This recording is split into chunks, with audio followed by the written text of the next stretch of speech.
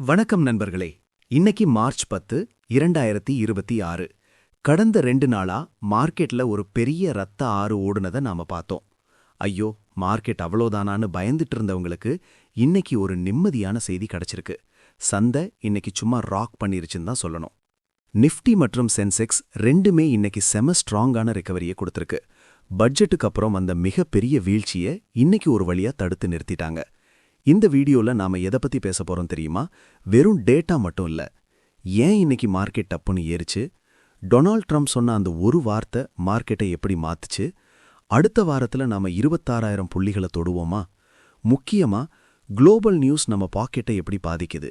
இப்படி எல்லாத்தையும் அக்கு வேற ஆணி வேற அலச போறோம். ஸ்கிப் பண்ணாம பாருங்க. ஏன்னா நடுவுல நான் சொல்ல போற ஒரு சில விஷயங்கள் நாளைக்கு நீங்க எடுக்க போற ட்ரேடுக்கு ரொம்ப யூஸ்ஃபுல்லா இருக்கும். வீடியோக்குள்ள போறதுக்கு முன்னாடி ஒரு முக்கியமான விஷயம். நான் செபி ரிஜிஸ்டர்ட் அட்வைசர் கிடையாது. இந்த வீடியோல நான் சொல்ற விஷயங்கள் எல்லாமே என்னோட தனிப்பட்ட கருத்துக்கள் மற்றும் எஜுகேஷனல் பர்பஸ்க்காக மட்டும்தான். பங்குச்சந்தை முதலீடு அபாயங்களுக்கு உட்பட்டது. அதனால நீங்க இன்வெஸ்ட் பண்றதுக்கு முன்னாடி உங்க ஃபினான்ஷியல் அட்வைசரை ஒரு வாட்டி கேட்டுக்கோங்க. புரிதலோட முதலீடு செய்யுங்க. நிஃப்டி மற்றும் சென்செக்ஸ் நிலவரம், பிராட் இண்டைசஸ் அனாலிசிஸ். முதல்ல இன்னைக்கு நம்பர்ஸ் என்ன சொல்லுதுன்னு பார்ப்போம். நிஃப்டி 50 இன்னைக்கு நிஃப்டி காலையிலேயே ஒரு பெரிய கேப் அப் ஓப்பனிங் கொடுத்தது. முடிவில் சுமார் 233 புள்ளிகள் பிளஸ் 0.97% உயர்ந்து 24,261 புள்ளிகள்ல நிலை பெற்றிருக்கு. 24,000ங்கிற அந்த முக்கியமான லெவலை இன்னைக்கு காப்பாத்திட்டாங்க. பிஎஸ்இ சென்செக்ஸ் சுமார் 639 புள்ளிகள் உயர்ந்து 78,205 புள்ளிகள்ல முடிஞ்சிருக்கு.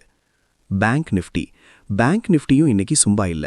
சுமார் பிளஸ் 1.14% உயர்ந்து 56,660 புள்ளிகள்ல முடிஞ்சிருக்கு. இன்னைக்கு சந்தையில ஒரு விஷயம் கவனிச்சிங்களா? ஆரம்பத்துல இருந்தே புல்ஸ் ரொம்ப ஆக்ரோஷமா இருந்தாங்க. நேத்து வித்தவங்கெல்லாம் இன்னைக்கு அவசரமா கவர் பண்ண ஆரம்பிச்சாங்க. இதனால தான் மார்க்கெட்ல ஒரு வி ஷேப் ரிகவரியை பார்க்க முடிஞ்சது. Global news drum factor. ஏன் இன்னைக்கு திடீர்னு இந்த ஜம்ப்? இதுக்கு முக்கியமான காரணம் நம்ம இந்தியாவுல இல்ல, அமெரிக்காவுல இருக்கு. அமெரிக்க அதிபர் டொனால்ட் ட்ரம்ப் ஒரு முக்கியமான ஸ்டேட்மெண்ட் கொடுத்திருக்காரு. அதாவது மத்திய கிழக்கு ஆசியாவில் நடக்கிற அந்த போர், குறிப்பா அமெரிக்கா ஈரான் மோதல் ஒரு முடிவுக்கு வரப்போகுதுன்னு அவர் ஒரு ஹிண்ட் கொடுத்திருக்காரு. இந்த ஒரே ஒரு நியூஸ் உலக சந்தைகளையே தலைகீழா மாத்திருச்சு. போர் நிக்க போகுதுன்னு தெரிஞ்ச உடனே கச்சா எண்ணெய் விலை டப்புன்னு குறைய ஆரம்பிச்சிருச்சு. இதனால அமெரிக்க பங்குச்சந்தையான டவ் ஜோன்ஸ் நேத்து ராத்திரி ஒரு பெரிய ஏற்றத்தை கண்டுச்சு. அதோட தாக்கம் தான் இன்னைக்கு நம்ம ஆசிய சந்தைகள்லையும் தெரிஞ்சது. ஜப்பான் மார்க்கெட் 2.5% ஏறிச்சு. நம்ம மார்க்கெட்டும் அதை பின்பற்றி மேல போயிருக்கு. கச்சா எண்ணெய் மற்றும் பணவீக்கம். நண்பர்களே, கச்சா எண்ணெய் விலைக்கும் நம்ம பங்குச்சந்தைக்கும் ஒரு நெருங்கிய தொடர்பு இருக்கு. நேத்து வரைக்கும் பிரெண்ட் க்ரூட் ஒரு பேரல் $120 வரைக்கும் போயிருந்தது. ஆனா இன்னைக்கு அது $90 கீழே சரிஞ்சிருக்கு. இந்த ஒரு நாள்ல நடந்த $30 சரிவுங்கிறது சாதாரண விஷயம் இல்ல. எண்ணெய் விலை குறைஞ்சா இந்தியாவுக்கு என்ன லாபம்? நம்மளோட இறக்குமதி செலவு குறையும், பொருட்களோட விலை குறையும், அதாவது பணவீக்கம், இன்ஃப்ளேஷன் கட்டுப்படும். இதனால ரிசர்வ் பேங்க் வட்டி விகிதத்தை ஏத்த மாட்டாங்க. இதனால தான் இன்னைக்கு பெயிண்ட் செக்டர் மற்றும் ஏவியேஷன் பங்குகள் எல்லாம் பட்டைய கலப்புச்சு. ஏன்னா இவங்களுக்கு கச்சா எண்ணெய் தான் மூலப்பொருள். மார்க்கெட் ஏறினது சரி, ஆனா அதுக்கு பின்னாடி இருந்த அந்த பெரிய கைகள் யாருன்னு பார்ப்போம். கடந்த ஒரு வாரமா அந்நிய முதலீட்டாளர்கள், அதாவது எஃப்ஐஐ, இந்தியாவிலிருந்து பணத்தை வெளியே எடுத்துட்டே இருந்தாங்க. ஆனா இன்னைக்கு மார்ச் 10 டேட்டாவை பார்த்தா ஒரு ஆச்சரியமான விஷயம் தெரியுது. இன்னைக்கு எஃப்ஐஐகள் அவங்களோட விற்பனையை ரொம்பவே குறைச்சிட்டாங்க. சொல்லப்போனா சில முக்கியமான ஐடி மற்றும் பேங்கிங் பங்குகள்ல இன்னைக்கு அவங்க நெட் பையர்ஸ். அதே சமயம் நம்ம ஊர் ஆட்கள், அதாவது டிஏஐ, மார்க்கெட் விழும்போதெல்லாம் முட்டு கொடுத்து தாங்கி பிடிச்சாங்க. இன்னைக்கு மட்டும் அவங்க சுமார் 4,500 கோடி ரூபாய்க்கு மேல பங்குகளை வாங்கியிருக்காங்க. இந்த ரெண்டு தரப்பும் ஒரே நேரத்துல பாசிட்டிவா மாறினது தான் இன்னைக்கு நிஃப்டி 230 புள்ளிகள் ஏறினதுக்கு ரகசியம். பிராடர் இண்டைசஸ், மிட் கேப் மற்றும் ஸ்மால் கேப் திருவிழா. பெரிய பங்குகள் ஏறுறது ஒரு பக்கம் இருக்கட்டும், நம்ம மக்கள் அதிகமா முதலீடு செஞ்சிருக்கிற மிட் கேப் மற்றும் ஸ்மால் கேப் நிலவரம் என்ன? இன்னைக்கு நிஃப்டி மிட் கேப் 100 இண்டெக்ஸ் சுமார் பிளஸ் 1.5% ஏறி இருக்கு. குறிப்பா பாதுகாப்புத்துறை மற்றும் ரயில்வே சார்ந்த சின்ன கம்பெனிகள்ல இன்னைக்கு செம வேட்டை. பட்ஜெட்ல சொன்ன அந்த அறிவிப்புகள் எல்லாம் இப்போதான் ஆர்டர்ஸா மாற ஆரம்பிச்சிருக்கு. அதனால ஆர்விஎன்எல், மேசகான் டாக் போன்ற பங்குகள் இன்னைக்கு 5% முதல் 8% வரைக்கும் அப்பர் சர்க்கியூட் பக்கத்துல போயிட்டு வந்துச்சு. பிராடர் மார்க்கெட்ல இவ்வளவு பாசிட்டிவான மூவ்மெண்ட் இருக்கிறது என்ன காட்டுதுன்னா, ரீட்டைல் இன்வெஸ்டர்ஸான நம்ம மேல மார்க்கெட்டுக்கு இன்னும் நம்பிக்கை குறையலன்னு தான் அர்த்தம். நண்பர்களே, இன்னைக்கு மார்க்கெட்ல நடந்த இந்த மேஜிக்கு ஒரே ஒரு நபர் தான் காரணம். அது அமெரிக்க அதிபர் டொனால்ட் ட்ரம்ப். நேத்து ராத்திரி அவர் ஒரு முக்கியமான விஷயத்த சொன்னாரு. அமெரிக்கா ஈரான் போர் ஒரு முடிவுக்கு வரப்போகுது, பேச்சுவார்த்தை மூலமா இதை தீர்க்க போறோம்னு ஒரு ஹிண்ட் கொடுத்தாரு. அது மட்டும் இல்லாம ஈரான் மேல இருக்கிற சில பொருளாதார தடைகளை, சாங்ஷன்ஸை நீக்க வாய்ப்பு இருக்கிறதாவும், அமெரிக்க கடற்படை மூலமா எண்ணெய் கப்பல்களுக்கு பாதுகாப்பு கொடுக்க போறதாவும் சொன்ன அந்த செய்தி தான் உலக சந்தைகளையே அதிர வச்சிருக்கு. இந்த ஒரு நம்பிக்கையில தான் இன்னைக்கு உலக முதலீட்டாளர்கள் எல்லாரும் தங்களோட செல் பட்டனை விட்டுட்டு பை பட்டனை அமுக்க ஆரம்பிச்சாங்க. கச்சா எண்ணெய் 9% சரிவு, இந்தியாவுக்கு கொண்டாட்டம். குளோபல் நியூஸ்ல இன்னைக்கு 2வது பெரிய விஷயம் கச்சா எண்ணெய். நேத்து வரைக்கும் $120 இருந்த பிரெண்ட் க்ரூல் இன்னைக்கு மதியம் 3:30 மணி நிலவரப்படி சுமார் 9% சரிஞ்சு $90 வந்துடுச்சு. ஒரே நாள்ல $30 வீழ்ச்சிங்கிறது ஒரு மிகப்பெரிய ஆச்சரியம். இதனால இந்திய ரூபாயோட மதிப்பு நேத்து இருந்த 92.33 இருந்து இன்னைக்கு 91.80க்கு வலுவடைஞ்சிருக்கு. ரூபாயோட மதிப்பு ஏறினா நம்ம பங்கு சந்தைக்கும் அது ஒரு பெரிய பாசிட்டிவ்.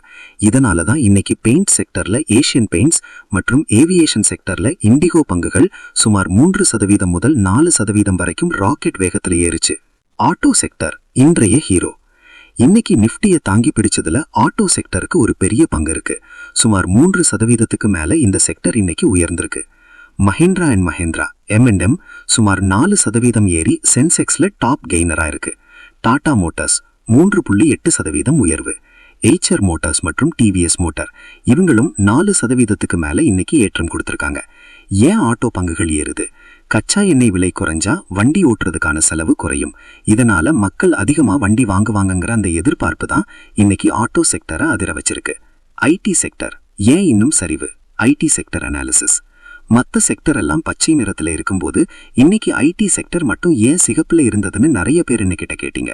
இன்னைக்கு இது சுமார் 0.46% சரிஞ்சு முடிஞ்சிருக்கு. குறிப்பா இன்ஃபோசிஸ், டிசிஎஸ் மற்றும் டெக் மஹிந்திரா பங்குகள் இன்னைக்கு டாப் லூசர்ஸ் லிஸ்ட்ல இருக்கு. இதுக்கு காரணம் என்னன்னா, அமெரிக்க டாலருக்கு எதிராக இந்திய ரூபாய் இன்னைக்கு வலுவடைஞ்சது. Rupee appreciation. ஐடி கம்பெனிங்க வருமானம் டாலர்ல வர்றதுனால டாலர் மதிப்பு குறையும் போது அவங்களோட லாப வரம்பு மார்ஜின்ஸ் கொஞ்சம் பாதிக்கப்படும். அதனாலதான் ஐடி பங்குகள்ல இன்னைக்கு சின்னதா ஒரு ப்ராஃபிட் புக்கிங் நடந்தது. ஆனா இது கவலைப்பட வேண்டிய விஷயம் இல்ல, இது ஒரு தற்காலிகமான மாற்றம் தான். இன்னைக்கு நடந்த இந்த ரிகவரியால ஒரே நாள்ல இந்திய முதலீட்டாளர்களோட சொத்து மதிப்பு சுமார் 6 லட்சம் கோடி ரூபாய் உயர்ந்திருக்கு. நேத்து வரைக்கும் சோகமா இருந்த பிஎஸ்சி லிஸ்டட் கம்பெனிகளோட மொத்த சந்தை மதிப்பு இன்னைக்கு மாலை நிலவரப்படி 450 லட்சம் கோடி ரூபாயை தாண்டிருச்சு. இதிலிருந்து நாம கத்துக்க வேண்டிய பாடம் என்னன்னா, மார்க்கெட்ல பயம் இருக்கும்போது, பேனிக்ல யாரெல்லாம் பதற்றப்படாம நிதானமா இருந்தாங்களோ அவங்களுக்கெல்லாம் இன்னைக்கு ஒரு நல்ல ரிவார்ட் கிடைச்சிருக்கு. அதனாலதான் நான் எப்பவும் சொல்றது, மார்க்கெட்ல டைமிங் பண்றதை விட மார்க்கெட்ல டைம் ஸ்பெண்ட் பண்றது தான் முக்கியம். நிப்டி 24,300 ஏன் இந்த லெவல் ரொம்ப முக்கியம்? இப்போ கொஞ்சம் டெக்னிக்கலா பேசுவோம். இன்னைக்கு நிப்டி 24,261 புள்ளிகள்ல முடிஞ்சிருக்கு. ஆனா நாளைக்கு நிப்டி 24,300 தாண்டி மேல போச்சுன்னா அது ஒரு மிகப்பெரிய புல் ரனுக்கு ஆரம்பமா இருக்கும். ஏன்னா 24,300ல தான் மிகப்பெரிய கால் ரேட்டிங் நடந்திருக்கு. அதாவது மார்க்கெட் மேல போகாதுன்னு நம்பி நிறைய பேர் அங்க பெட் பண்ணி வச்சிருக்காங்க. ஒருவேளை மார்க்கெட் நாளைக்கு அந்த லெவலை தாண்டுச்சுன்னா அந்த ரைட்டர்ஸ் எல்லாம் பயந்து ஓடுவாங்க. அப்போ நிப்டி 24,500 நோக்கி மின்னல் வேகத்துல பாயும். அதே சமயம் கீழே 24,000ங்கிறது இப்போ ஒரு இரும்பு கோட்டை மாதிரி ஸ்ட்ராங்கான சப்போர்ட்டா மாறிடுச்சு. பங்கு சந்தையின் கருப்பு ஆடுகள். இன்றைய சரிவு யாருக்கு? இன்னைக்கு மார்க்கெட்ல இவ்வளவு ஏறினாலும் சில பங்குகள் மட்டும் அழுதுட்டே இருந்தது கவனிச்சிங்களா? குறிப்பா ஓஎன்ஜிசி மற்றும் ஆயில் இந்தியா போன்ற பங்குகள் இன்னைக்கு 3% முதல் 4% வரைக்கும் சரிஞ்சிருக்கு. ஏன்னா நம்ம ஏற்கனவே பார்த்த மாதிரி கச்சா எண்ணெய் விலை குறையுது. எண்ணெய் விலை குறையும் போது அதை வெட்டி எடுக்கிற கம்பெனிகளுக்கு லாபம் குறையும். சோ நீங்க ஒரு இன்வெஸ்டரா இருந்தா மார்க்கெட் ஏறுதுன்னு எல்லாத்தையும் வாங்காம எந்த நியூஸ் எந்த பங்கை எப்படி பாதிக்கும்னு புரிஞ்சுக்கிட்டு முதலீடு பண்ணுங்க. இன்னைக்கு ஆயில் எக்ஸ்ப்ளோரேஷன் பங்குகள்ல நஷ்டம் வந்திருக்கலாம், ஆனா அதே நியூஸ் பெயிண்ட் மற்றும் டயர் கம்பெனிகளுக்கு லாபத்தை கொடுத்திருக்கு. சோ நண்பர்களே, மார்ச் 10 ஒரு மிகப்பெரிய திருப்பு முனை நாளா அமைஞ்சிருக்கு. நாளைக்கு புதன்கிழமை, வீக்லி எக்ஸ்பைரிக்கு முந்தைய நாள். நாளைக்கு காலையில அமெரிக்க சந்தைகள் எப்படி முடியுதுன்னு பார்த்துட்டு நாம ஒரு முடிவுக்கு வரலாம்.